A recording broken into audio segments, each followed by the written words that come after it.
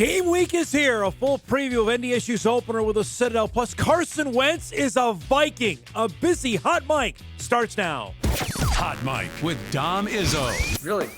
Really, Dom? No. I like what Dom's doing. Okay. Dom Izzo. Jeez, come on, Dom. What do you think I am, a magician? Yeah, I'm fired up, Dom. What else could I say? Absolutely. It was great to get on the field, and then Dom came up to me, and I'm trying to walk away from me. I just wanted to enjoy myself out there. Hot mic. Great job. There's got to be some kind of intelligent question about something. Izzo. Coach Dom Izzo, WDAY in Fargo, North Dakota. Can you give me a layup or something? Hot mic. Presented by Northwestern Mutual. That program is second to none. On the networks of WDAY. You know, if it's not about sports, I find it very hard to concentrate. Here's Dom Izzo. Good! Oh, yeah, Monday morning. It's a voice creaking edition. Apparently, you can go home again. Edition of Hot Mic on WDAY Extra. KSFL TV. Good morning, everybody in Sioux Falls. KNBN in Rapid City. And Inforum.com. Happy Monday, everybody. Monday of game week. For those that are opening their season on Thursday, Friday, or Saturday, it is here. We got high school and college games on Thursday. We got high school and college games on Friday. We got college games on Saturday. We got college games on Sunday. And we got college games a week from today. And last I checked, the NFL season is right around the corner. So it is here, and it is a great Monday. For those that are back to school today, good luck to everybody. I know it's up for later this week for Fargo. They get rolling. It's not till a week from tomorrow for Moorhead for my house, but today was back to school for my wife, so good luck to her for another upcoming year. Welcome back to the show. Hope everybody had a great weekend. It felt like fallout. There's no doubt about it. If you went to a game on Friday night, you got the typical North Dakota wind with it, with about 30 miles an hour, but it also brought in about 60-degree temperatures for the last couple days, which made it feel fantastic. We have a packed show. We are now into our normal fall/winter routine of guests throughout our week. That'll start today, although for a couple of our guests, they've been on all season long. But if you're just joining us again, if you say, you know what, I need football, I need time away, which I think everybody that knows me probably needs some time away. But that not being said, I needed time away from football. Now I'm back. We're ready to go. Well, we've got you ready for that today. As anticipation of the UND opener Saturday night at Kansas State. Excuse me, the Bison opener on Saturday morning against the Citadel, which we'll get to in full coming up. But we got to start with the biggest sports story of the weekend. And if you would have told me 10 years ago that this was a possibility, this was going to happen, nobody would believe it. Message came across at about noon Saturday that the Minnesota Vikings were going to work out Carson Wentz. This is 12 hours, not even after the Vikes play their final preseason game in Nashville against the Titans. And then lo and behold, about 9 o'clock yesterday morning, 9:30, word came down that the Vikings had signed Carson Wentz to a one-year contract. The former Bismarck Century star, North Dakota State star, number 2 overall pick in the NFL draft, is now playing as close to home as he ever has. After spending the last year with Patrick Mahomes and Andy Reid, we had Carson on the show last February, prior to the Super Bowl, to discuss what the year had been like. Heck, we hadn't talked to Carson in probably 5 years, what the last run had been. And until I thought about it yesterday and then put it together, like, wow, this is his 6th different team in 6 years. He has become the definition of a journeyman quarterback. 2020 was his last year in Philly. 2021, he played with the Colts. 2022 was traded to Washington. 2023, you'll remember he sat out 3.5 months waiting for a job until he was called by the Rams. which is critical to this story, and got a job there. Finished the year, actually got a start, you remember, in the regular season finale that year for the Rams. Then, of course, last year spent it with the Chiefs, and now he's a Viking. And we'll hear from Kevin O'Connell maybe as early as today or tomorrow, hopefully from Carson as well, on this opportunity. He had told us last February when he was on the show that he still believed he was a number one quarterback. That's why he didn't sign, that he was hoping to get a job as a starter. That obviously did not happen. I think a lot of us could have anticipated that, but he did not go to training camp with anybody. Heck, he was in North Dakota not that long ago. Part of his foundation work, he was here, I want to say 2 to 3 weeks ago. He was back while training camp was going on. And there are guys that do this, wait for someone either to be hurt or ineffective and then get a job. And it was the latter with Wentz and the Vikings because of the struggles of Sam Howell, which is ironic because Howell, I believe, replaced Carson in Washington in 2022. That Howell, who the Vikes traded for, did not work. Didn't grasp the offense. He was not good in the preseason games. And KOC and Kwesi end up trading him to, of all places, Philadelphia.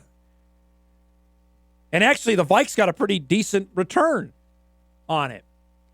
Now, he's 32 years old. He's clearly dealt with injury, whether it been his back, whether obviously his knee, and clearly his head. Whether it's from a concussion or, I would say, a confidence beatdown over the last handful of years. And you can talk whatever you want about the off-the-field stuff or the locker room deal, which clearly is something. Because it festered in Philly. It was something in Indy. And apparently something in D.C. as well. It's hard not to look back, and I know Viking fans saw this up close, and certainly those that double as Bison fans of his, I would say, MVP caliber season he had before the ACL tear in 2017. He was phenomenal that year, folks. I covered, it's like I was covering the Eagles that year. I covered 3 or 4 Eagles games that season. Went to Philly a handful of times. There wasn't a more popular guy in Philadelphia than Carson Wentz. Bar none. And prior to him, and he was phenomenal in that game against the Rams until he got hurt. And again, people need to remind themselves, go back and look at his 2019 season. He was great that year and then got concussed in the game against Seattle in the first round of the playoffs on the first drive of the game, and he wasn't the same since. He got benched. Later, the following season, the Eagles drafted Jalen Hurts, you remember, in the 2020 draft, which was certainly eye-opening because the year prior they gave Carson a monster contract. And now he becomes J.J. McCarthy's backup. And clearly the Vikes were not going to go into the 2025 season with a plan of J.J. McCarthy, maybe Max Brosmer, who we'll get to in a second, and Brett Rippon as the guys. They wanted a veteran backup quarterback. From the Star Tribune, they write, Wentz becomes the Vikings veteran behind J.J. McCarthy, bringing both familiarity with the team's offensive structure thanks to his 2023 stint with the Rams and its coaching staff.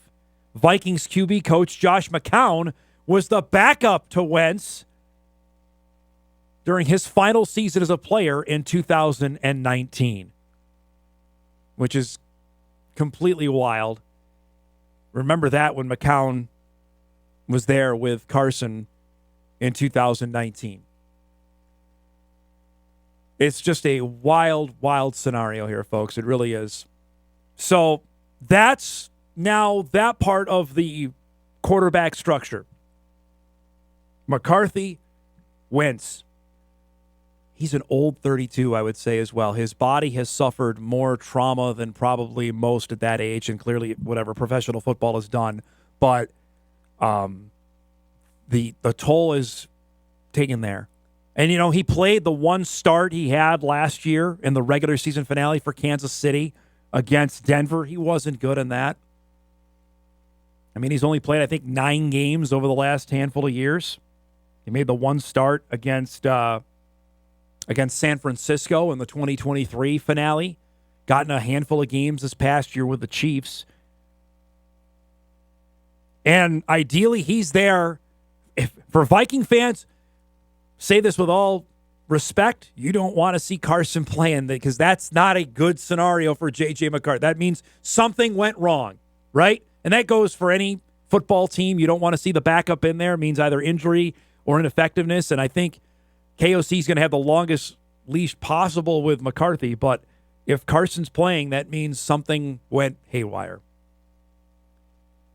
Now, for upper Midwest football fans, this was the best weekend possible because that was the first news. The other means Max Brosmer is going to make the team. Cutdowns come tomorrow at 3, meaning the former Gopher who played one season at the U, transferring in from FCS University of New Hampshire, is going to make this team.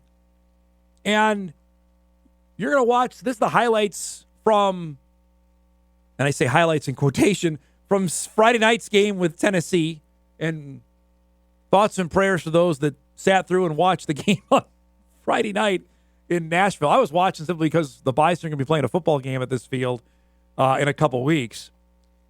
Brosmer went 15 of 23 for 161 yards and a touchdown. He made a couple of really nice throws. He had one deep throw that, again, a Viking wide receiver has to make a catch, which would have been all over social media Friday night into Saturday into Sunday. It was a brilliant throw.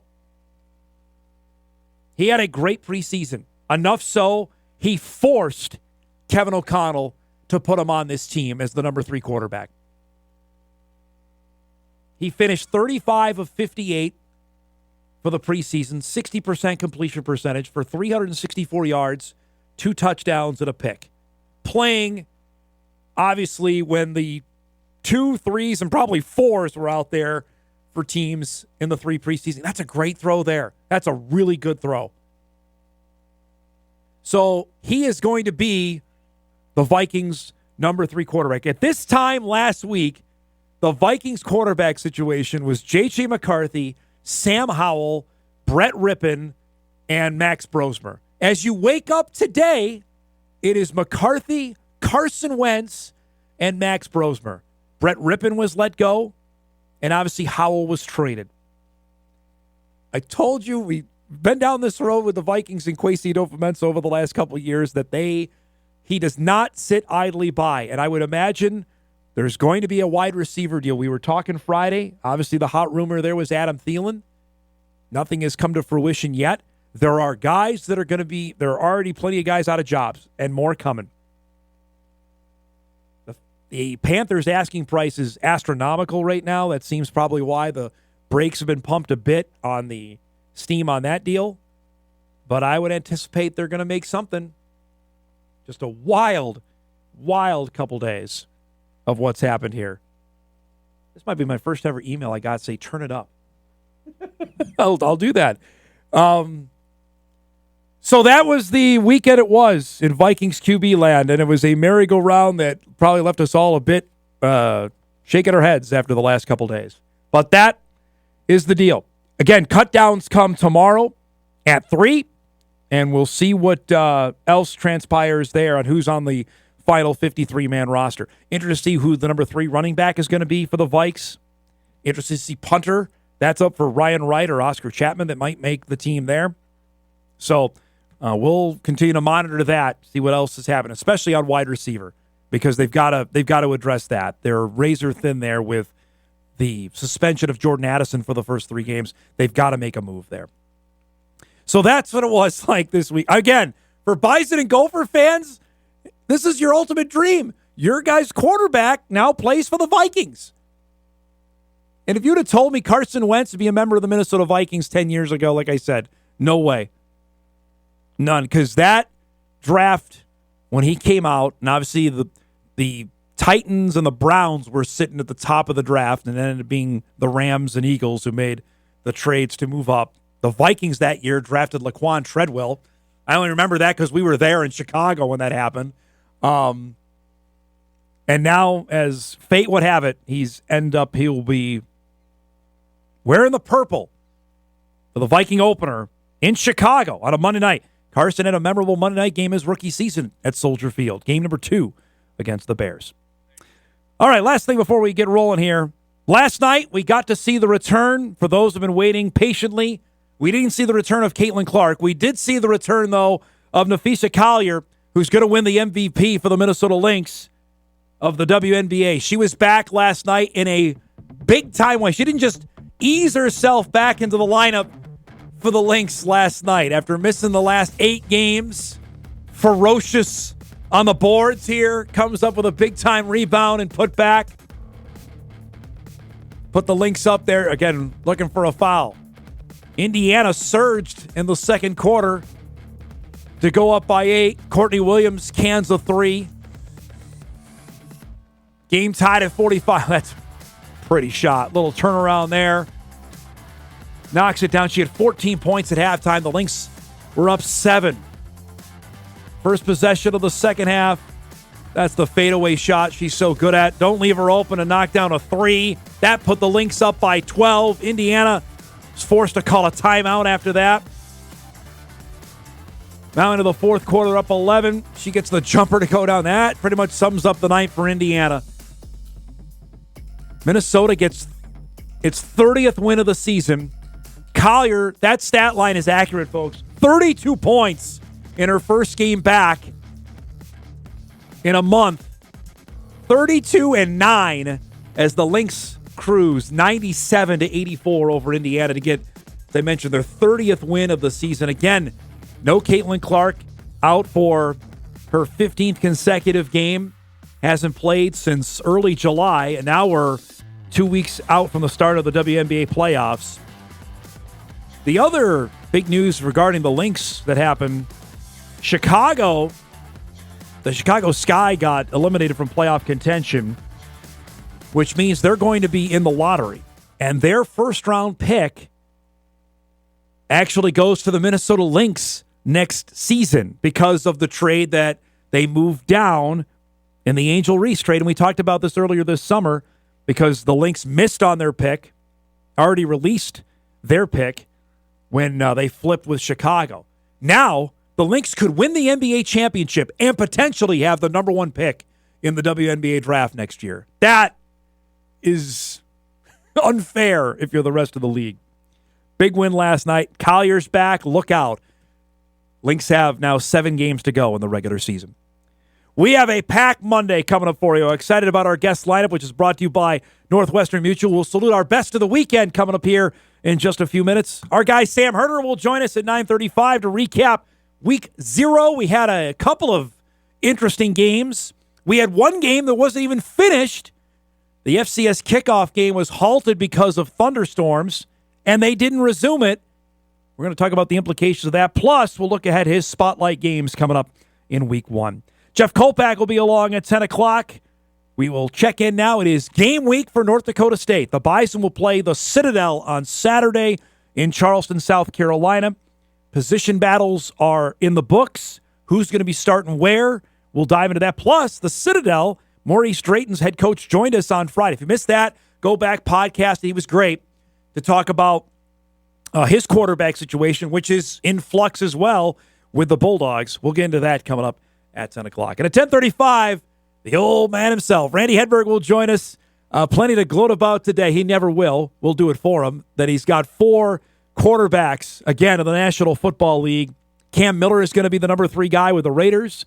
Trey Lance had a heck of a preseason with the Chargers. Easton Stick started a couple games with the Falcons.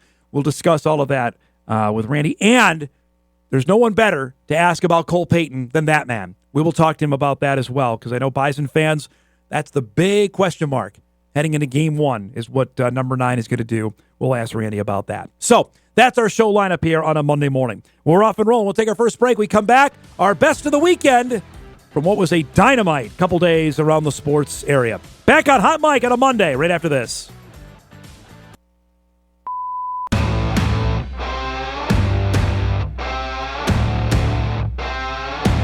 All right, we do it each and every Monday in this time slot. We salute our best of the weekend, what we saw over the last couple of days. We'll start. We got football happening, so why not?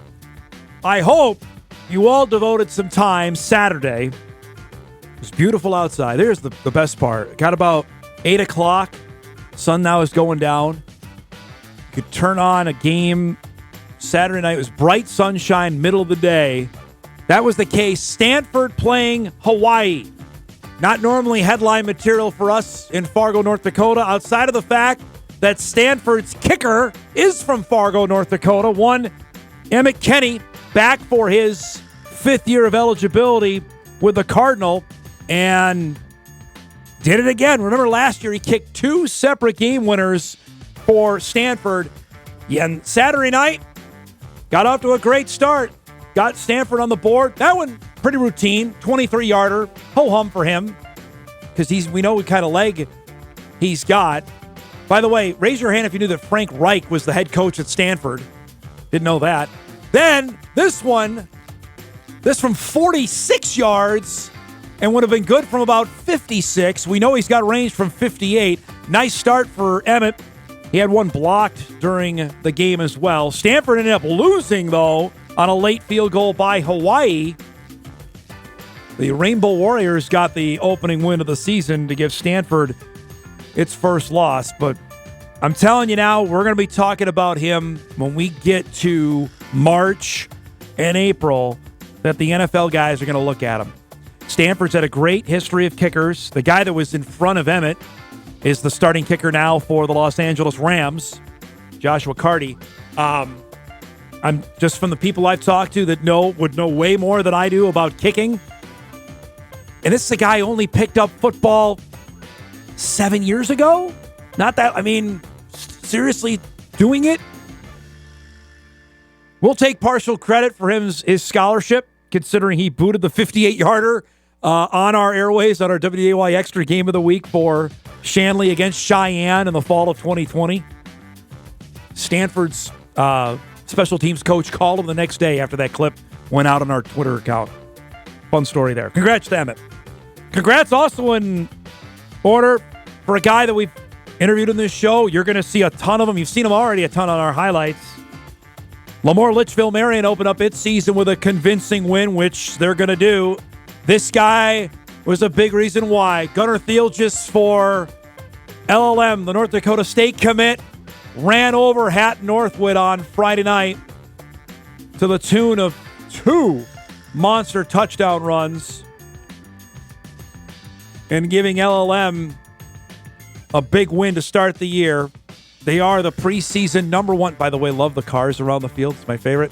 They are the preseason number 1 team in 9-man for a reason. We had Andy Delabar on the show last week to talk to us about Gunnar and knowing full well that everyone's going to try and stop him.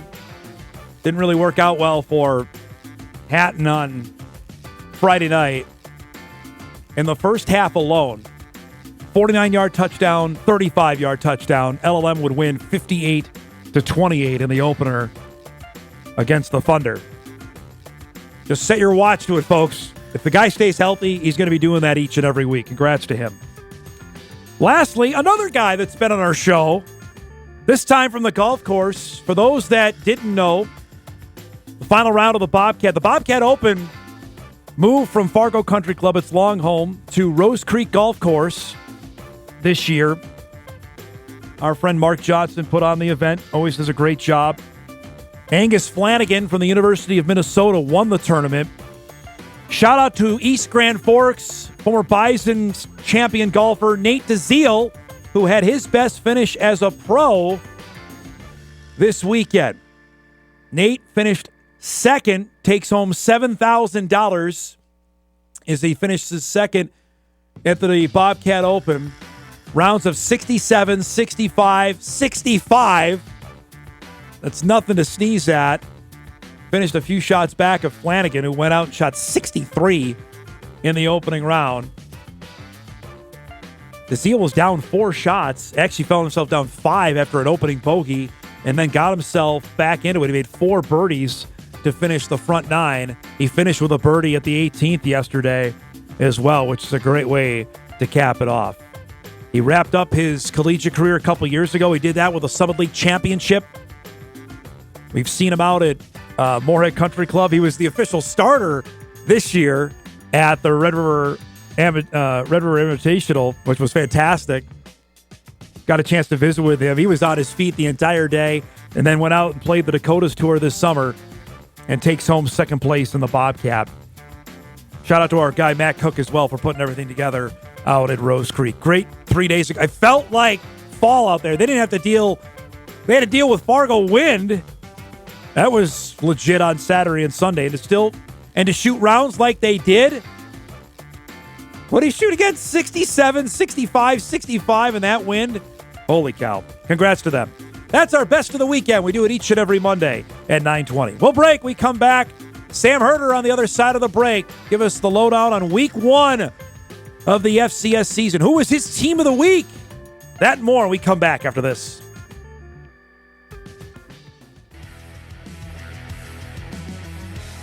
Welcome back, everybody.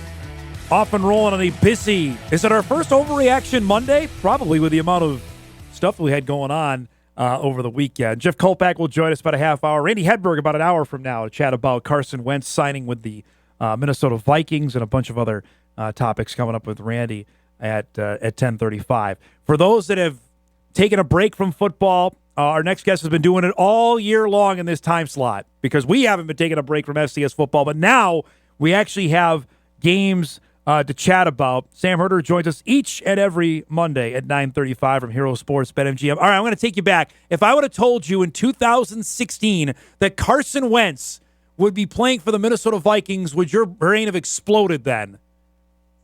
Yeah, I think that's a pretty cool deal for folks in this area for that to happen. And it felt like maybe, just as Wentz has kind of carved, himself a role, as a backup, a quality backup that could step in and be a starter if he had to, maybe at some point he would find his way back but to Minnesota and back to this, general area. And so that's a cool deal, definitely for him and for Vikings fans. Just kind of surreal when you think about it. Okay, we actually have games to talk about, so let's peel this back from week 0 before we look ahead to week 1. I want to start with your team. Your team's Tarleton. They made an impression last year, certainly made the playoffs, scared the heck out of USD. No one's surprised they beat Portland State, but did you take anything extra of what they did Saturday afternoon on the road? Yeah, I think with how they handled Portland State, it was, a bit of a slow grind where, it was 14-0 and then slowly got to 21-0 and then they just kept their foot on the pedal. And it's a type of dominating win that you want to see. If you're a Tarleton State, had they won 24-7, you would have went, okay, they won pretty decisively, on the road, but nothing too impressive. And, Portland State's, they've had their struggles, certainly, but they haven't been, god awful. They pushed, some of the top, Big Sky teams. They pushed teams like Montana, in past seasons. And so, you expected Tarleton to win, but to win this handily, I thought was impressive. It doesn't necessarily vault them up to a top 5 team or anything like that, but being able to handle their business like they did, and we saw some flashes of some new players, stepping up. Tylan Hines, I thought was going to be a really good running back for them. A Hawaii transfer. He went down, with an injury. His elbow bent the way it was not supposed to bend, so it looked like a pretty bad one. But a redshirt freshman, Trey Page, he steps in, lightning fast guy. 150 plus rushing yards for him, a couple of touchdowns, and it really showed just the overall skill level for Tarleton State to be able to roll out there and get 40 points on the road. Well, let's overreact because it's Monday. With what happened with the Word, which we'll get to in a minute, are they not maybe considered top 6, top 7 team now with what happened? Yeah, I think so. You have to bump them back, and it's obviously still early and things can go a lot of different ways for UIW because they have a tough non-conference schedule, coming up. They have, Eastern Washington this week, which can be tricky. Yeah. I think UTSA is their FBS opponent. Then they play Northern Arizona and Abilene Christian, two ranked teams who were playoff teams last year. And so if UIW can win all four of these next games, all of a sudden that changes everything. UIW is back, and if Nichols keeps on winning, all of a sudden Nichols is in that conversation of maybe Nichols is a top 15 to top 10 team, just with what they did. But it could go the other way for UIW as well, where they lose two more times and they're sitting at 2 and 3, and they're really falling back in the rankings, and perhaps by that point not even ranked. And for them to be a preseason top 5 team, again, with those of us that publish our ballots, it's some casual fans might think it's just throwing a dart at the wall and seeing what sticks. But, on paper, we do rank things out, and UIW made the quarterfinals last year. They retained most of their top talent. They brought in a ton of proven FCS talent. And so on paper, you go, yeah, UIW could be a top 5 team because who else is going to be a top 5 team? Is it Davis? Is it Illinois State? Is it Tarleton? Is it Rhode Island? I don't know, probably not. So let's put UIW there at number 5. Obviously, those of us that did that, including myself, we were wrong there. Raise my hand too. Yep. Yeah. Yep. Again, maybe they recover fine and they figure things out, especially on offensive line protection and quarterback play, feeling some pressure with more experience. Maybe they turn things around, but as of right now, UIW, certainly had a lot of preseason hype, and they deserve to fall back for the time being, and we'll see if they stay back or if they can rise back up. All right, let's talk the game we previewed last week. We had Mike Jacobs, head coach of Mercer, on Thursday. I was all ready to go with Mercer and UC Davis, and for those that didn't see the game, Mercer was getting its doors blown off. Davis was up by 20 points before Mercer started to put a comeback together, got it within 6, Sam, and then Mother Nature intervened. Lightning delay comes in 8 minutes to go in the fourth quarter, and they called the game a no contest because the weather wasn't going to relent. So it just doesn't count. None of the stats happened, apparently. We remember last year, we're talking about Portland State, when USD's game didn't happen and how big a deal that was for USD. These are two teams that have high playoff aspirations. I'm really, really interested to see what happens now because this game doesn't count. Yeah, probably a tough decision. I think it was, probably a lot of conversation between both schools to come to what is the best decision. And, some people, might say they should have played it in the middle of the night if they had to, or resume play, the next day on Sunday. But I also get from a player protection standpoint, like all these, after you play your first game, you're going to be so incredibly sore, and to strap it up again the next day. Yeah.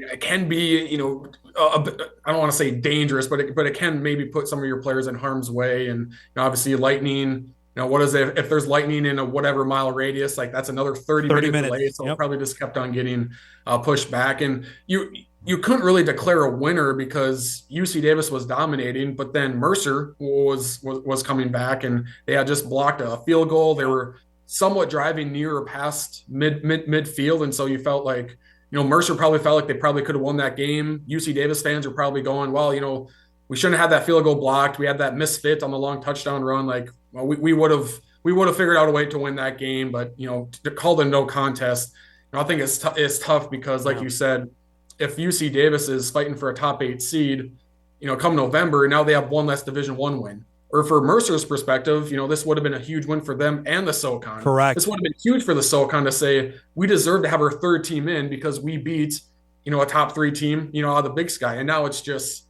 it doesn't matter. Like, I think to a certain extent, us as voters, like, we can still be like, okay, if UC Davis goes on to finish whatever 10 or 9-2, whatever it would be, we could look at Mercer and be like, well, Mercer was right there with UC Davis. Right. Like, you can still put some stock into how this game unfolded, but as far as like overall record wise and on the playoff resume officially, like it doesn't count, which is just weird because 80% or whatever of the game was actually played. Well, and that's the thing, our eyes saw it. You know what I mean? Yeah. When we get to November, and if this is like, okay, it happened, we can go back and watch the game up until, it's not like with the South Dakota Portland State instance.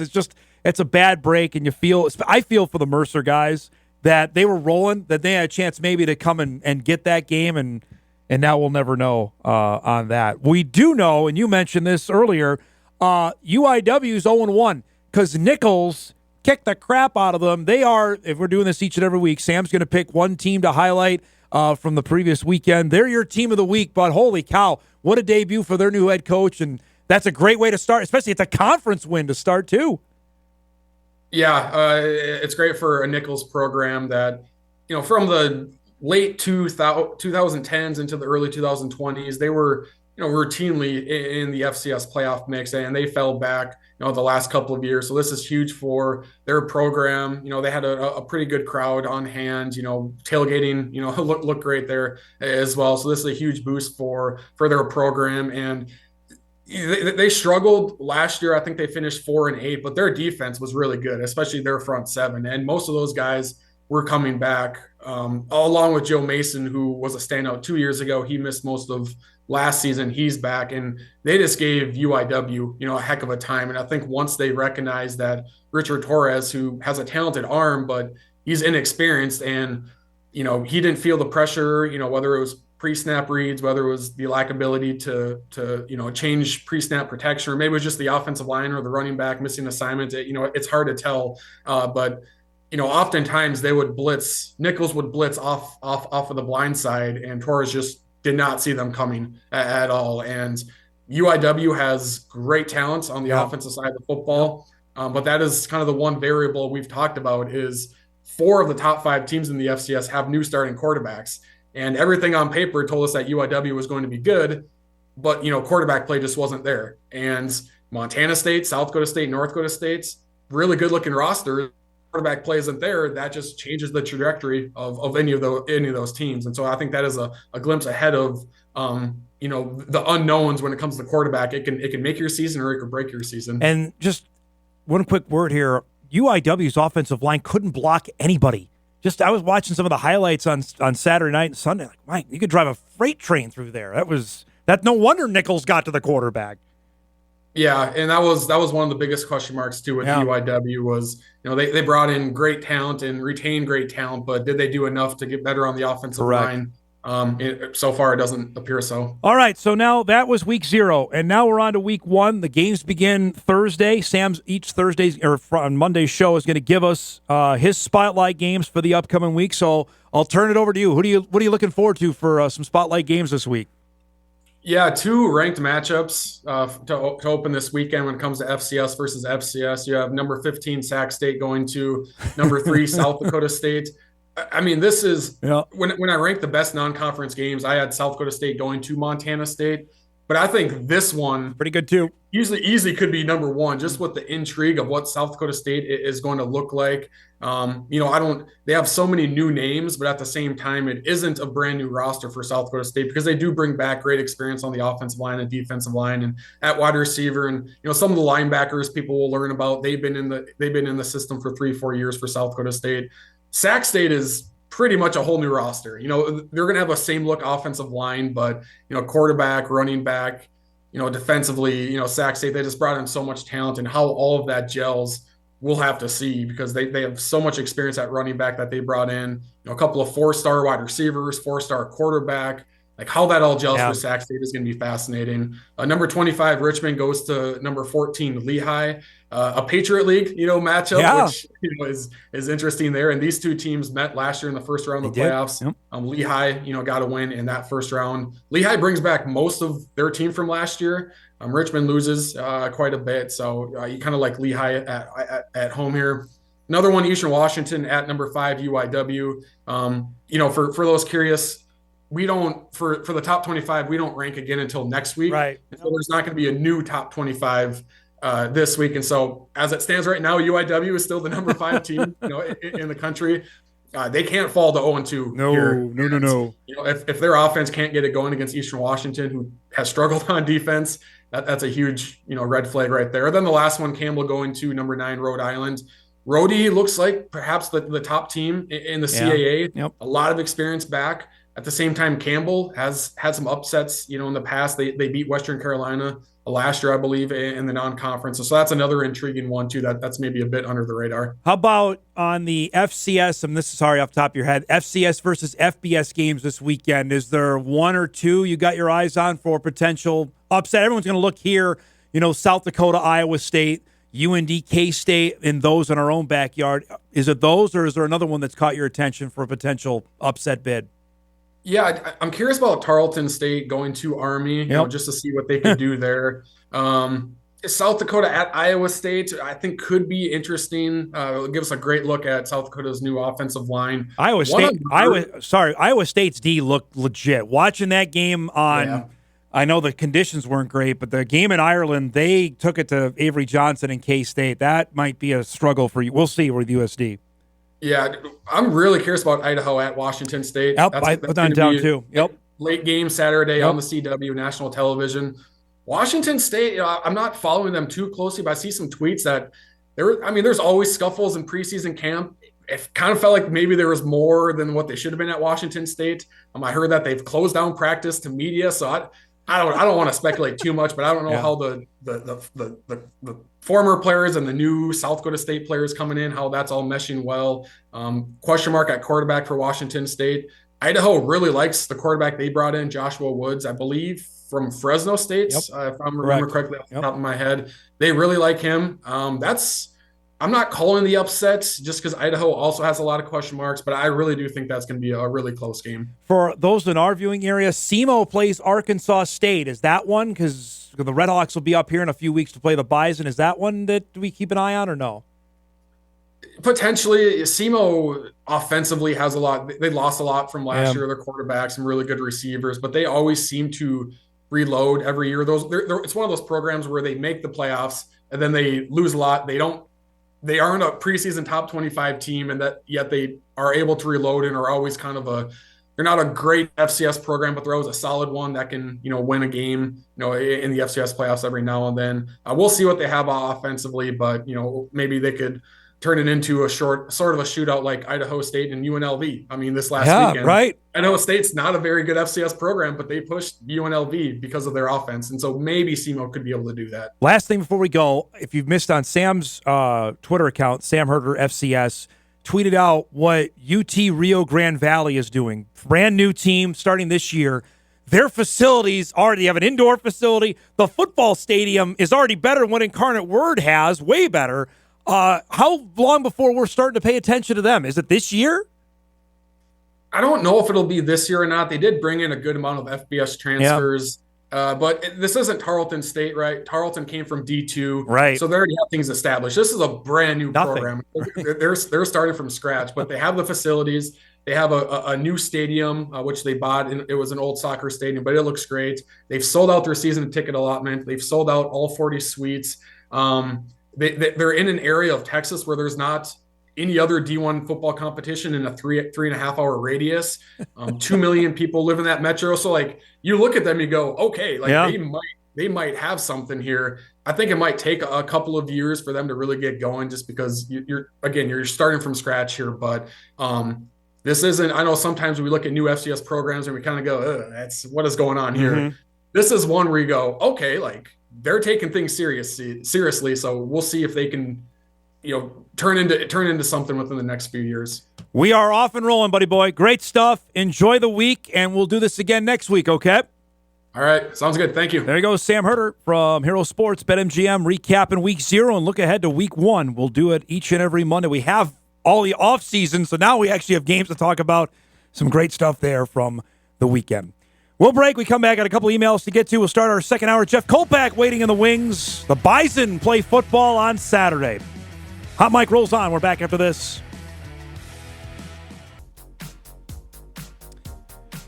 All right, wrapping up our first hour here. Got a couple of emails want to get to. This is a good one on Brosmer. I'm going to lose my mind if I hear any more of this Max Brosmer wish casting coming out of Minneapolis. How many quarterbacks in the Missouri Valley alone were better than Brosmer at New Hampshire? 3 or 4?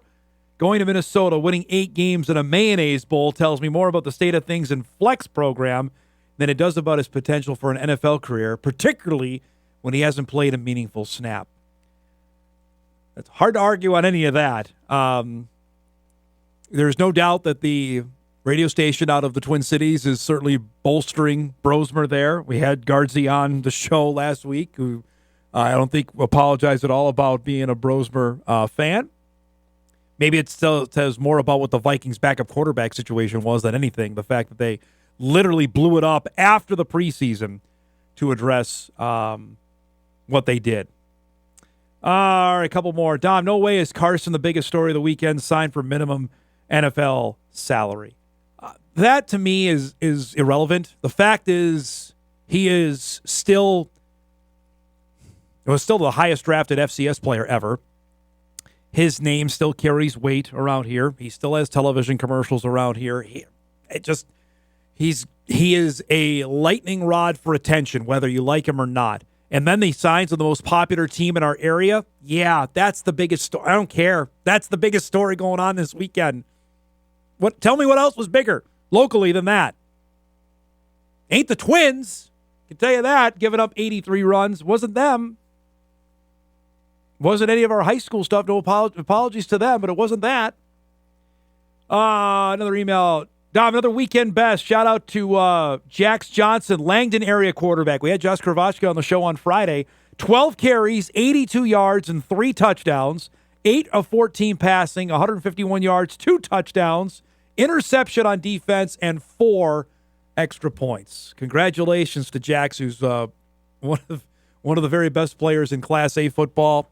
That's a heck of a way for Langdon, who got the big win over Oaks, to start its season on Saturday, or on Friday night. So congratulations to him. Appreciate those emails. Keep them coming, especially for our best of the weekend. We appreciate that. We'll break. We come back. We'll start our second hour. Jeff Kolpack will join us. Game week has arrived for North Dakota State. Plenty of positions to chat about, and we'll look ahead to the Citadel. That's coming up. We come back. This is Hot Mike. Hot Mike. On the networks of WDAY. Here's Dom Izzo. It's that time. An author. Offensive production, number 1. Number 2. I forgot. Golfer. It'd be like going on a 3-person best shot, and we were saying, Kolpack, you got to make a 25-footer every time. You wouldn't putt first. I'd have Tim putt first. And one heck of a TV personality. This game is for the Cooper Cup. It's the Forum's Jeff Kolpack. 4!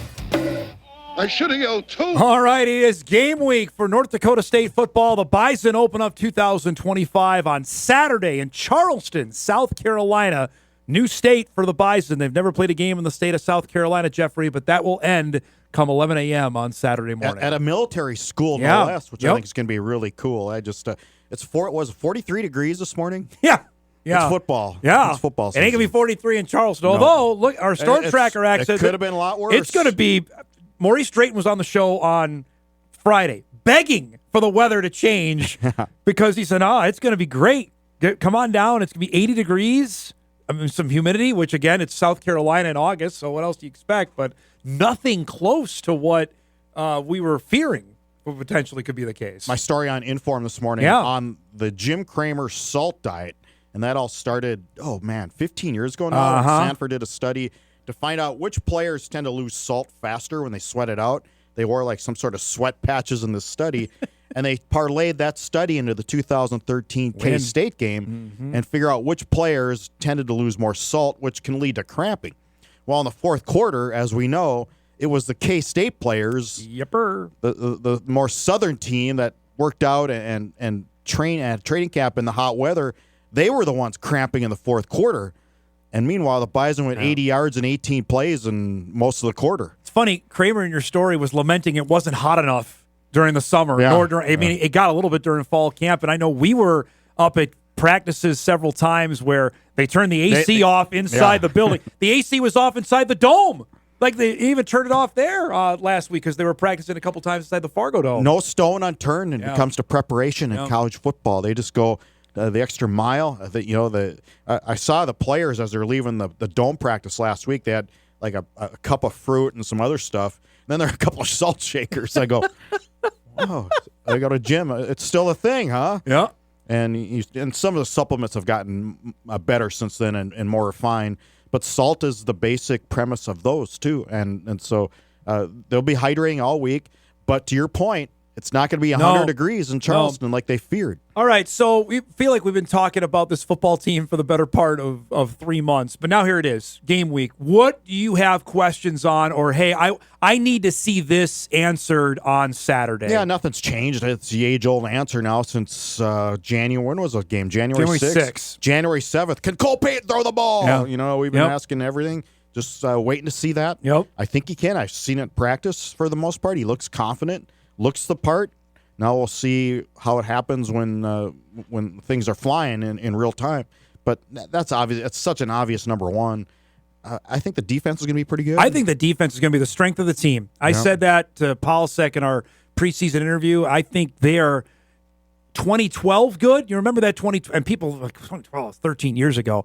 The 2012 defense made up for the lack of whatever the offense didn't have that year. And they were dynamite. I think they have the potential to be really, really good this year. I'm curious to see how much Elijah Wayne will play in the defensive line as part of the rotation. Certainly seems like he's going to see. I think quite a bit. I do. Certainly seems like it. We've not seen that before. We have not seen a true freshman play defensive tackle in the Division I era and I'll go back to 2006. We've seen redshirt freshmen play. Yeah. We've not seen not a true freshman play. And there's a distinction there. Because it's a year with Kramer that when you get to play a redshirt. Nate Tangway was a redshirt freshman playing defensive tackle. Elijah Wayne is I think a different animal in that spot. I think that's a good one. To me, it's the new look offensive line. How is that going to gel in front of Cole Payton? Because you're replacing 3 veteran starters there, namely 2 are playing in the National Football League. How's that going to look for game 1? I would say, and Nate Tosted said this to me in the story that we did last night.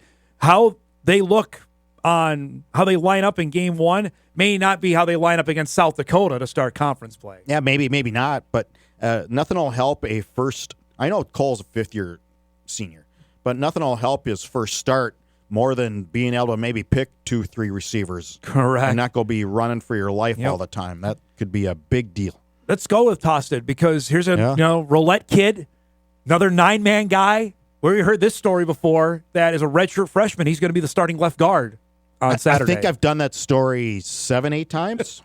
You and me both. Yeah. Probably. Yeah. What do we make of that battle? Because I think when we left Frisco, I think we thought, well, Jack Lewinsky, guy that started 2 games last year when Empey was hurt, maybe the guy. Devin Lockerby's name we heard. Those are guys that have been here for a bit. Tosted comes and won the job. Earned the job. And, again, that goes back to it's just not handed to you because you're here. And you've been here 2-3 years. You got to do the job. And not to say those other guys won't see action either. Right. I think. And they could earn it back. 7 or 8 offensive linemen are going to play. Indeed bad. And you're talking about another true freshman. Ryan Babbitts is going to play. Get ready for see number big 76 out there. You can't miss him because he's 6'5", 300 pounds, true freshman out of Buffalo, Minnesota. He's going to play on Saturday as well. Nate Schneckloff is going to play, number 72. On top of the guys that you know, Bo Johnson is going to be the left tackle. Josh Mangan's going to be the right tackle. And we know Empey and Fraley are the other 2 starters. Well, Empey and Fraley, those are 2 great solid pieces right up the gut, pretty good right to up work the middle. With there. Yep. So, yeah, I just I don't know if Citadel has enough on defense at this stage of the rebuilding career of Maurice Drayton. They have transfers now, which is new. Yep.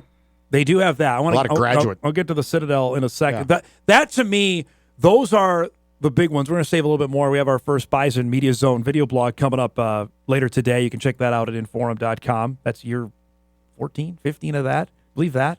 Yeah. We're old, man. Well, we started that, and I remember... in the garage here at WDAY. Yeah, but we started that when, I think it was after the 2008 crash, when we thought, okay, we need to make ourselves as valuable as we can. And so we started doing the blog, and then that turned into the video blog, and it just sort of built on each other. Enjoy it. Obviously, longevity, it means we're doing something right, I guess. People must like it. There's no doubt. Defensively, the linebackers is something that I know you've written about. I'm really interested to see Donovan Woolen. I think Donovan Woolen has a chance to just blossom this year at a position that Enoch Sivamana transferring may not have been the worst thing in the world, Jeff, at that spot. Well, I think Enoch wanted to go back to safety because he put himself at safety on the transfer portal. Heard he's back at linebacker now in Wyoming. Correct. And not starting. Yep. And so, but yeah, I think Donovan Woolen would have challenged him anyway. I agree with that. I think there would have been a healthy battle during spring ball had it transpired, and it obviously didn't. So you've got Woolen there. Staling has been waiting for this opportunity. What did Grant Olson call him last year? The best third-string linebacker in the country because he was behind 2 6-year guys in Wirtz and Kubitz. Well, now he wouldn't mind to being the best first-string linebacker in the country. Obviously, teammates think a lot of Staling because they voted a captain as a junior. Yes. They voted Cole Payton as a captain, even though he hasn't started a game yet. So obviously the teammates are invested in those two guys in being leaders. Staling's a beast. He's a uber talented player, and I think Bison fans, and something we've talked about, maybe not having the athleticism the last few, and that's no slight on Kubitz, who's playing in the NFL, or Luke Wirtz. I think it's a different body type that Staling brings to the middle linebacker spot. Yeah, they haven't had and we've said it on the show, they haven't had a linebacker this big since, when did Nick DeLuca leave? 2017? 17 was his last year. 6'3", 245. That's a long time ago, too. Yeah. That's 8 years ago at that. On the back end, which was something we had no idea, that's the one area where, God, Bison have known quantities back there with Ryan Jones back there, Jalen Crumby, and Darius Givens. Darius Givens, I think, is going to be an all-conference player at safety. And the cornerbacks, I think, Guy, you wrote a story about Antoine Booth, another one to keep our eyes on. Number 10, transfer from James Madison. Well, curious to see how he plays in games. I'm not going to, earmark this guy as being great until I see him play. No, but I think he's going to get some. I think he's going to play. Get his chance. Yeah. But this whole group includes the coaching staff, too. They've all grown up together in a way, with Devin Kleiman, with Will Johnson at corners. Yep. I think Devin was a young coach, and that was his first full-time position job. And was going against Shedeur Sanders and Travis Hunter out of the box. And so I talked to him for a story I'm doing later on Devin, but I think he, in a sense, too, grew with the group. Yeah. And now here we are a year later, and there's just such a difference. Look at how they were against South Dakota State in the semifinal and Montana State in the championship. Yeah, Ryan Jones just grew up. Right. Where did that come from? Right. I mean, Ryan Jones was a guy who got benched at times last year, then became the savior on the back end of the Bison defense. Yeah, you remember Colorado? There was a couple times where the Bison safeties, they're looking in the air like they didn't know where the ball was. Where the ball was. No, they were lost out there. And then Jones is coming up flying from the safety position to make TFLs in the semifinal against the Jacks. Yeah, Shedeur was throwing up balls so high they were like punts. And you could have fair caught some of those passes, and they still couldn't figure it out. Coaching staff-wise, that's my last question before we break, and then we talk about the Citadel. The changes there. Is that something... Is that readily noticeable? Obviously, Dan Larson's calling the plays now. We saw how different it was from Jake Landry to Tyler Roll. I'm wondering how different it's going to be from Dan Larson to Jake Landry. Me too. We all are. Quarterback. Yeah, we all are. I mean, you can't really tell in practice because it's just practice, but we all are. Is he being conservative? Is he going to open it up a little bit with Cole right away? Is he going to throw on the first series? Is the first play going to be a 20-yard out? Or is it going to be the old off-tackle A-gap dive? Well, see, my usual source... Paulsek used to show us the first play. Well, my usual source on that was Hedberg, and now he's not there. Yeah. So I don't think Joe Bishoner is going to tell me on Saturday before the game what the first play is going to be out of the chute. So I'm left in the dark on that, but that's another guy that when Cole Payton comes off the sideline, it's not Randy Hedberg, it's going to be Joe Bishoner talking to him in his ear. I think that's a story that needs to play out. I don't know how you can really... evaluate coaches right now in practice. You can't from our standpoint. Let's just see how it plays out for 2-3 non-conference games and then talk about it. Yeah, on the defensive side, everything there is the same. Outside of Nick Gazer no longer there, which is another Rock of Gibraltar member of the staff with Cody Morgan taking over. Again, we talk about a spot that undergone some transit. I mean, there's no Mo starts there anymore. Cody Heisman left in the portal. There's some changeover now where Jackson Dutenheffer was voted a captain is going to be the guy that everybody's looking at now. Yeah, and Tim thinks he's really elevated his game, too. I would agree with that. A little more explosive, talking about Jackson. I think you look at him physically, he looks different than he did even a couple years ago. And he was a solid player last year, rotating with the most starts. I think he could be prime for a big year, Mandan guy there. So, you know what I'm just curious before we go to break? Yeah, man. South Dakota State and Sac State. South Dakota State, when I did the preview last week. Do you think that game's going to be close? I don't. I think the Jacks are going to run all over They them. lost 19 guys to the portal. The Jacks. Yes. 19. Yeah. That's 19 starters, potentially. That's a lot. There's no doubt. We've never seen this in the modern era of college football. This is like a study, if you will. I would, yeah. Can you lose 19 starters and still be good? And still be number 2 in the country? I think Sac State is way overrated. I think the Jacks are going to roll them. I'm not talking about the seniors they lost either. I know, right. And they lost a ton of guys there that graduated. No doubt about it. There's a difference of opinion in this building on the Jacks. I would say some are with my camp, and some are thinking they're not going to be in the top couple of spots in the Missouri Valley. I think the first 2 games you got to take out.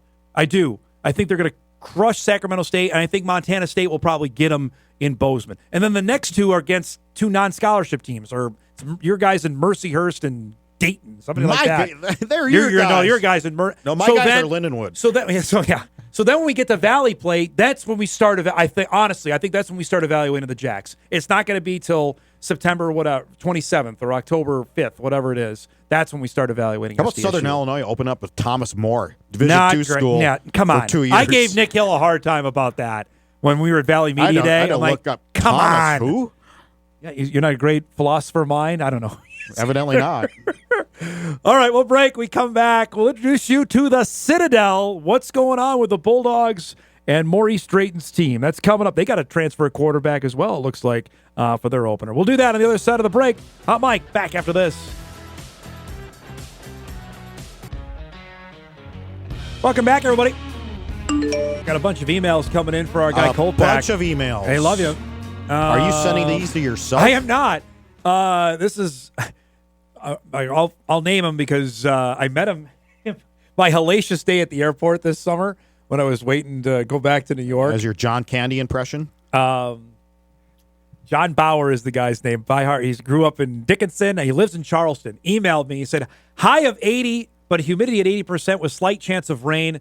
Also, one interesting fact, US 52, Kolpack, begins in North Dakota and ends in Charleston. Did you know that? I did not know that. So there you go. So those that are by Highway 52, get on there. And our engineers just left. They could just have done that and ride it all the way to Charleston. Take the big truck that way. They're going to get there Friday? Left today? Going to get there Friday? That's the anticipation. They got a couple stops along the way. That is a long trip for our van. Another email. Dom, where does the love for Everything Bison rank today versus 8 years ago? Is Everything Bison football ratings gold star still?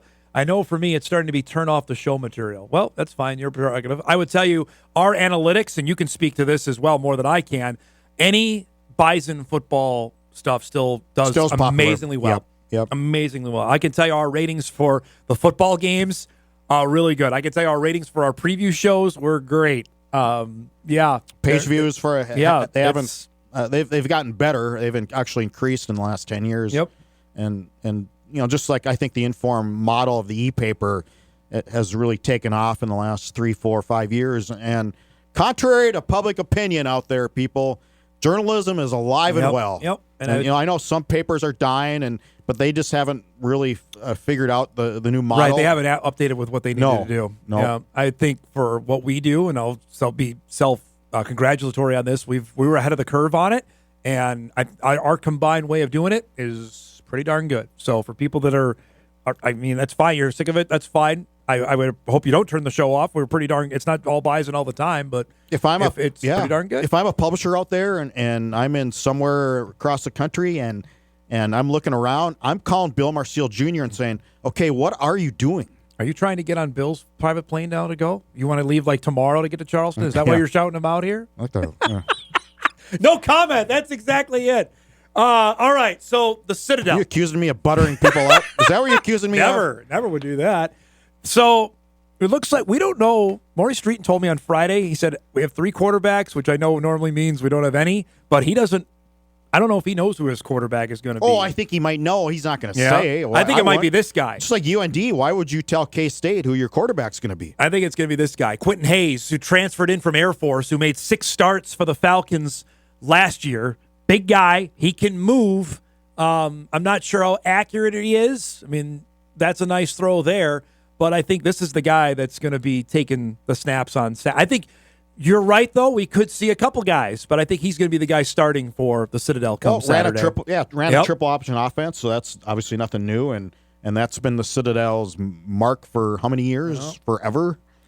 I think that's, if you're Grant Olson and trying to prepare for what we're going to see on Saturday, that's probably the guy and he just got there. He transferred in late June, I want to say, left the Air Force Academy to go to the Citadel. But this is a roster that is ever changing as well, and Drayton admitted that fully, that we're still not talent-wise where we need to be. They went from 0 wins to 5 wins in 2024, and their schedule's not easy this year. Their first 2 home games are NDSU and then Mercer. That's not easy on the schedule. I'm talking to Coach Drayton today. So, awesome. He's fantastic. Yeah, and he knows how to get the word out on Mercer, and obviously I think he's doing it the right way.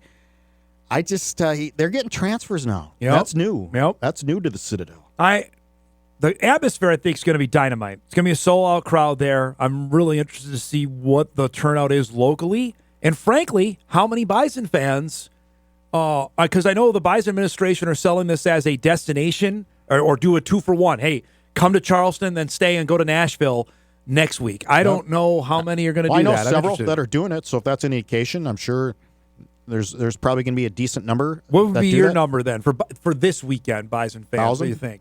It's a long way to go. But you got fans in the East Coast. You do. There's more. We know in Tennessee, I certainly know they're there. Yeah, one of my best high school buddies is driving down from North Carolina. I think there's a lot of those stories that'll be those kind of people that will be there. I got friends from Nashville, from Bismarck that are going to. I know people. They're making it. Charleston's a cool place. I've heard. Yeah. Well, you'll hear Coach Drayton sold it for us on Friday's show. He gave us all spots to hit before the game, so he was upset. He lost his parking spot because it got taken up by the Bison tailgaters for the game. Oh, that's his parking spot? On Saturday. So the intriguing thing to me, it's 11 a.m. We're going Bison game day. We're leading you right to the kickoff, 11 a.m. So it's get up and time to play football, which I think we're all appreciative of because then we can get out of there a little bit earlier. But the game one is always sloppy. You know what I mean? It's always something because there's no preseason. This is right out of the chute, and it's a game that counts. That's why I'm intrigued to see how this plays out for each of these teams. Of if NDSU is a little off, does the Citadel make this a closer game than maybe some of the experts think? Well, we talk about Cole making his first start at quarterback. What would you rather have Citadel, who maybe they know, maybe they don't, right? But you certainly know what Cole brings to the table. I don't know if Citadel knows exactly what their quarterbacks are going to bring. Cole's played; he's played a lot. Yeah, I think I asked 7 or 8 different players about him throwing. Each of them just kind of shook their head at me.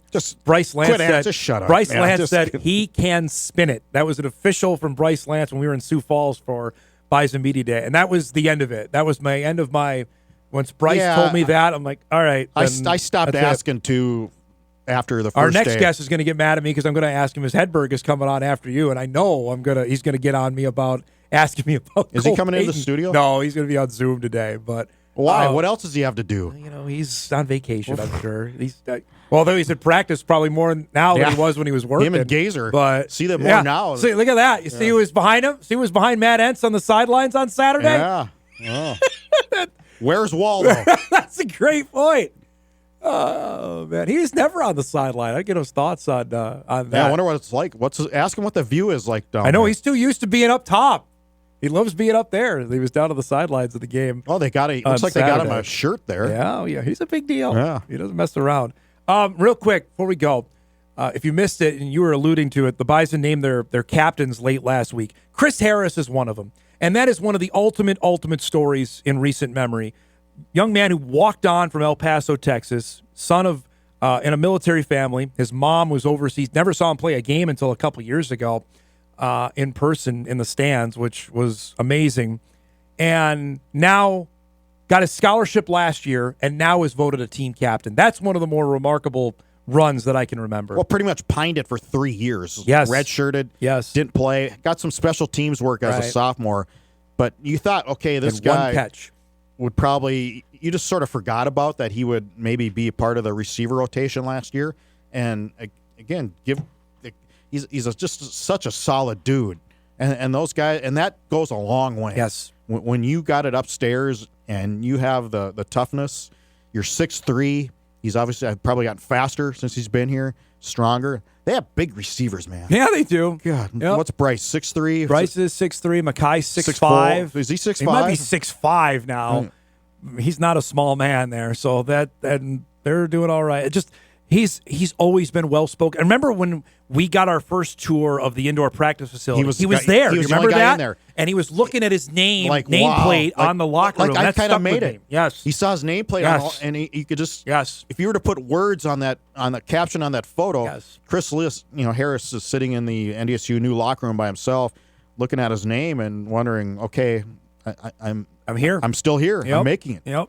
I thought that to me totally embodied what he has gone through and done and put himself in this spot where now, I mean, he became one of Cam Miller's guys. He's been roommates with Cole Payton for the last 4 years. So if you don't think there's any connectivity there, any symmetry, they're on the same wavelength, you're going to see it probably come game one on Saturday. Grant Gores. I mean, here's a guy who walked on and you thought, okay, maybe he'll give it a shot. He's still there. My guy Johnny and he's making plays. Or did I say Grant? That's his brother, Yeah. John. Johnny's going to be. I keep screwing those. okay. I'm sorry, Jerry. But yeah, he we see him making plays in practice all the time. He's going to be a guy. I'm telling you right now. How many touchdowns did he have? 2 last year. He might have 5 touchdowns this year. Yeah, well, I'm going to put that out. I'll bet you dinner on that. I think I owe you dinner actually. 5. 5 dinners? No, 5 touchdowns. I'll take the bet. Let's Okay. do the bet. All right. Last thing. When we were at the NFL draft in 2016, now almost 10 full years removed, in your wildest dreams, that Carson Wentz would now be a Minnesota Viking. If I would have told you that then, what would, your head have blown up? No. I mean, he was an NFL prospect and the thought of playing close to home at some point. No. Yeah, it's just kind of wild how the world works on that. Well, but you talk about a franchise that doesn't mess around, man. The Vikes? Yeah. Their backups, we don't like it.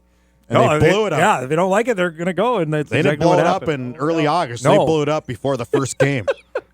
Great to see it. We'll see you later today for our Sounds video good. blog. We are off and rolling. Kolpack will have stories all week long. You check it out, inforum.com. Tim Polisek's season opening press conference tomorrow at 1:30. You'll catch that live on WDAY Plus and inforum.com. We'll break. We come back.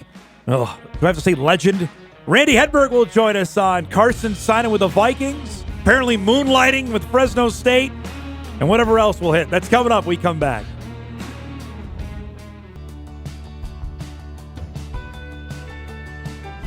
Welcome back, everybody.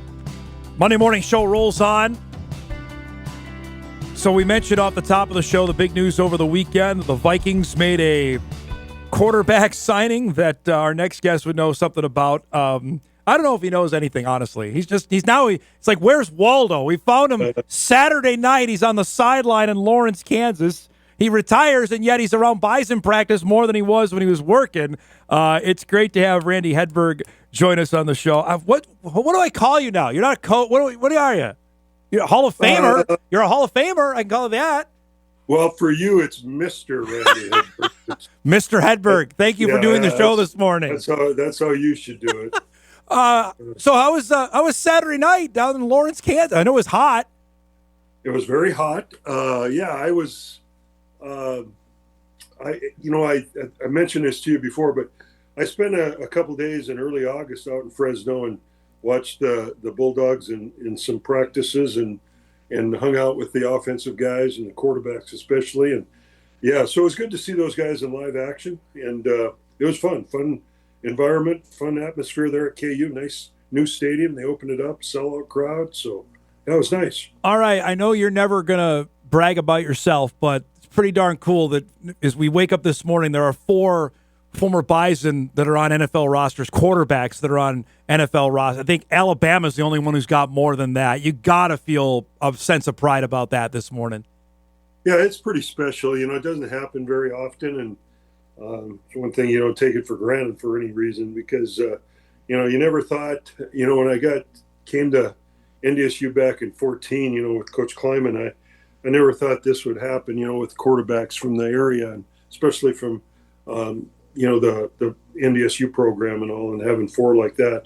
And they're just 4 special guys that are different. They're all different. You know, I mean, they each have their own strengths and personalities and all, and it's pretty neat to see them and how they're thriving and doing well. You obviously played in the NFL, and you talked to all these guys. I think you can explain, Randy, better than anybody, the sense of connection and how valuable it is, because obviously with Carson signing with the Vikings, his time, even though short with Sean McVay with the Rams, led to Kevin O'Connell trusting him to sign with the Vikings here. Well, there's no question about it. You know, it's interesting how it all kind of goes hand in hand. You know, it's like, you know, Josh McCown was the backup to Carson in Philadelphia. Now he's going to coach him as a quarterback coach for the Vikings. Those connections are really, really important, and the impression you make with them is another thing that's really important. You know, and it's just like Trey. You know, and Trey finally is in a situation where I think they appreciate him and they believe in him. And that's all that he needed. He needed somebody to believe in him. And that's the bottom line. And now, you know, Easton's at Atlanta, and the OC there is Zach Robinson, who was his quarterbacks guy with the Rams, or with the Chargers when he was there. Sorry, the Chargers. So there's a connection there. And Easton had a great preseason, you know, and Trey had a great preseason. And Cam, you know, he really performed well during his limited time with the Raiders. So it's impressive. You're just kind of shaking your head when you're watching the preseason over the last 3 weeks, like, coach that guy, coach that guy, coach that guy. I mean, you just got to – what's your emotion when you see that over the last few weeks? Well, the thing is that I've stayed up really late to watch these games because I think Cam's games start at 9 p.m. and get it done around midnight, and also in the last couple of weeks. So I've done a lot of that. And you know, but yeah, it's pretty neat, you know, and especially seeing Easton got a lot of extended time, you know, because he didn't play Cousins and all. But you know, so it's fun to watch. I was able to watch Trey early in the preseason, and I'm really happy for him. I just want Trey to have a smile on his face and enjoy it. That's the important thing. That's a good point, because you saw Harbaugh go up and dap him up before that first game, Randy. I thought, boy, that's something just you haven't seen. He believed in him, and he's went out and he played like that through the 4 preseason games. At least I thought so. Yeah. You know, I mean, you look back on his career and his his early career there. I mean, he's so young. There's some rookie quarterbacks that are younger than him in the league right now, and he's in his 5th year. It's unbelievable. So his future, I think, is really bright. It's going to be interesting to see where he's at in the pecking order of quarterbacks for the Chargers, because Taylor Heineke, you know, it's one of those things. You know, it's kind of interesting. Taylor Heineke was with the Falcons, you know, and then got moved to the Chargers, and when Easton was there. Easton comes to the Falcons, and Easton's living in Taylor Heineke's house. Is that right? In Atlanta. He was in preseason. I don't know if he still is, but yeah, in the offseason, he was living in Heineke's house in the Atlanta area. Well, kind of a small world. We were talking about it last week with the decision the Colts did with Anthony Richardson. Anthony Richardson played, I think, less games than Trey Lance did. And the decision with this is, you know, I know coaches and GMs got to win. And you experienced this, obviously, with your time in the NFL, but it's such a short trigger now that Trey still hasn't even played any meaningful games in a long time. Just to get him out there and actually play, he's got to do that.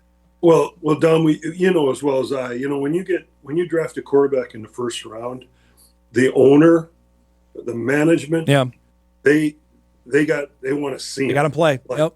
And if it was up to the coach totally, which it isn't, probably in most cases in the NFL, they'd let that guy sit. I know I needed to sit. I needed to sit more than 1 year to get ready to play. But, you know, it's Anthony Richardson. I mean, I go back to Carson. You know, when Carson was coming out, I heard an NFL guy told me, you know, there's a cutoff they like to see on college starts. And it was in the 20s. And Carson only had, if you go back, he probably had only 24 starts in college football, but he was a 5th-year guy, you know, where Trey had 17 starts, but he's only a 3-year guy. And Anthony Richardson I don't know how many. Did you say how many? I think it was 15 or 16. I think in college. And he came out early. Yes, correct.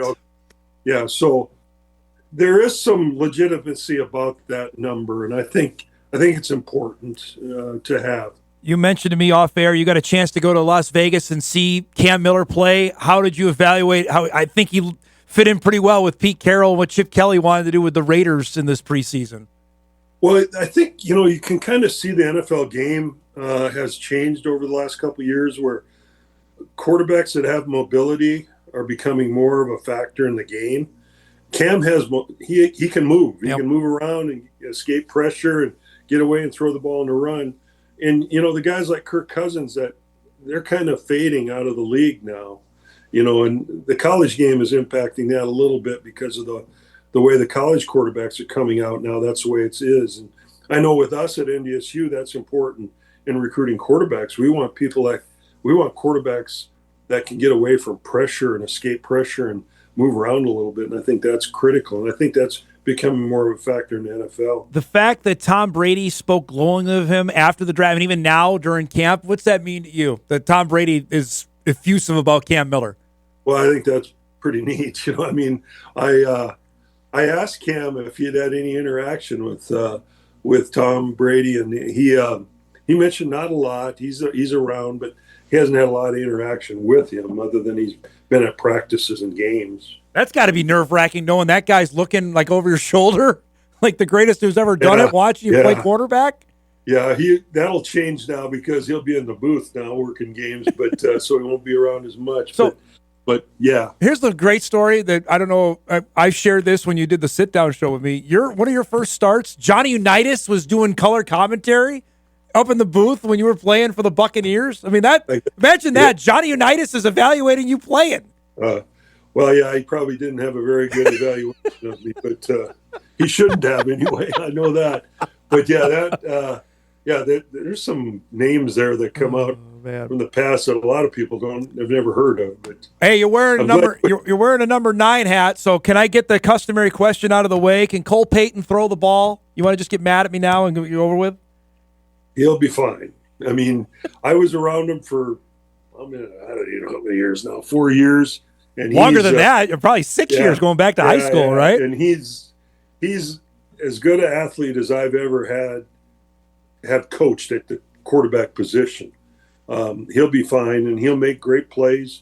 There might be some plays, through some growing pains early, but I think he'll make some plays and make some big plays for the season. And I'm really happy for Cole. I think his preparation and hard work has put him in this position because he's prepared. What was I think we talked about this during the COVID year. What was your first interaction when you got to see him on tape? Like, holy cow, this guy, we got to get this guy.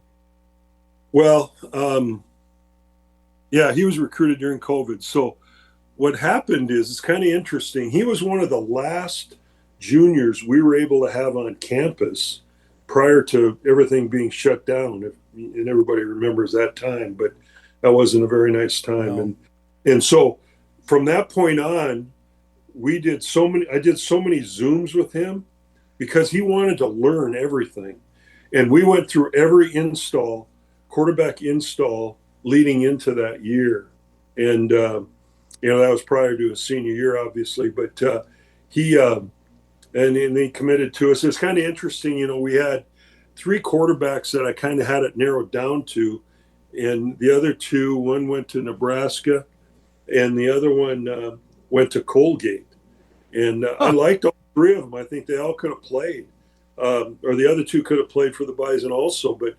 But Cole was such a guy that grew on me, that was a guy that just had a passion for the game. And I think that's the thing you look for in recruiting. Mm-hmm. If you have somebody that has a passion to play and a passion to learn, I mean, if they want to learn, we'll teach them.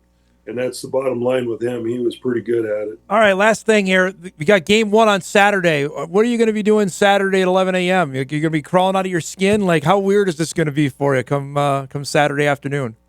Well, probably it's going to be interesting. The thing that is, I found myself on Saturday down in Lawrence is I just wanted to I wanted to be in the press box and watch the game from up there, and not. That's what I missed, and I miss being around the players. I really don't miss coming back after a practice and watching 180 clips of practice. I don't I don't miss that, but the game planning stuff I do. And now the problem, I'm not going to Charleston, so I'll have to listen to you. There we go. Now that's the evaluation I've been waiting for. That's the thing that's going to be interesting. So I might have to. I'm going to watch the video and listen to Sam. That's probably what So no, I'm joking. No, you're not. No, you're not. Yeah. I remember when you had to watch the Class B when your nephew was playing, you couldn't go. You gave me. I kept getting text messages during the broadcast from you. Yeah. Oh yeah. Yeah, you'll get some from me. So I don't doubt it. Is Kyle going to be up there with you? Kyle's going to be there too. Yep. Okay. And your buddy Sam Getzinger's on the side. I know how much you love Sam, so you can just text Sam then. Okay. Okay. All right. Yeah. No, I was talking about Sam Neiman. I know that. I know. Yes. Okay. Yeah, we'll see how it goes. It depends on how the first quarter goes with you. If I have to, so fair enough. We'll give you a little trial. It's great to see you. Thanks so much for doing this. I hope you're having a blast, and we'll catch up down the road. Okay. Thanks, Dom. Have a good call. Thanks, bud. Okay. I appreciate it. There he goes. Yeah. Randy Hedberg, former NDSU quarterbacks coach, the Hall of Famer, inducted into the North Dakota Sports Hall of Fame earlier this summer. What a great way to wrap up our show. We'll take a break. We come back. We'll put a bow on things, get you ready for a busy Sports Monday. Hot Mike will wrap right after this.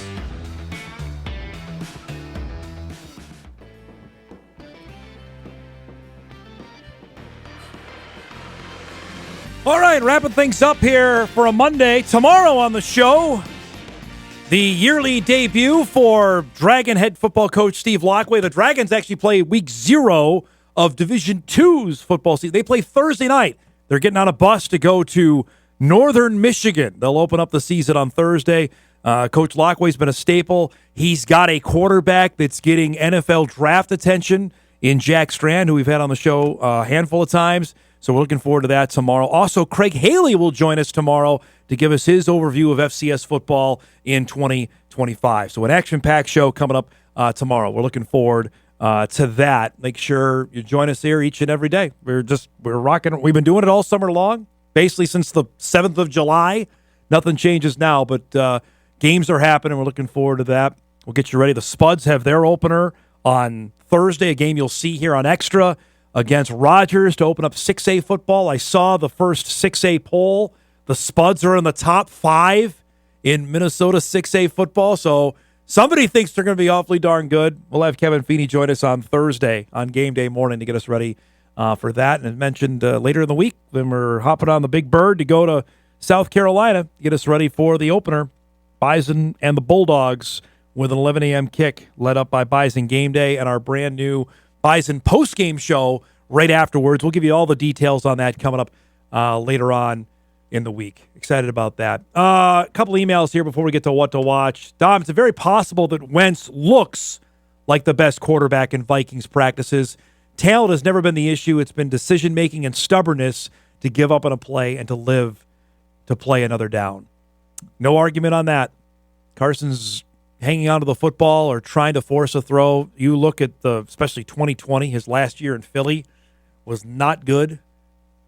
That last game against the Jags as a Colt in 2021 was bad. He had some mind-numbing decisions as a commander, especially, again, game they had to have in 2022. He turned the football over too much. It's an easy way to lose a job. You can't do that, even as a backup with the Vikes. Appreciate the emails today. All right, let's do some what to watch before we get out of here.